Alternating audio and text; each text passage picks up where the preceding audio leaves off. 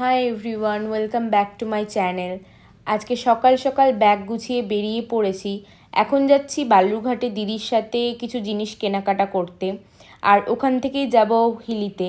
বেশি সময় না থাকায় একটা জিনিস কিনেই চলে আসলাম বাস স্ট্যান্ডে। আমি একবারে বড়দির বাড়িতে আসলাম আর দিদি একটু বাড়িতে চলে গেল।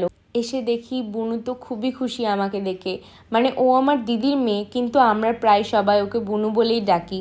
তারপর ওর সাথে খেলছিলাম, আর এই প্রথম আমি ক্লে দিয়ে কিছু বানালাম। বেশ মজাই লাগছিল বানাতে। তারপর দুজনে মিলে বিরিয়ানি খেলাম, অনেকক্ষণ গল্প করলাম, আর ওখান থেকে বেরিয়ে আমি সোজা চলে আসলাম মামার দোকানে। ওখানে কিছুক্ষণ বসেছিলাম কারণ দিদির আসতে একটু দেরি হচ্ছিল আর বাইরে খুবই বৃষ্টি হচ্ছিল। তারপর বাকি কাজ সেরে চলে আসলাম মামা বাড়িতে।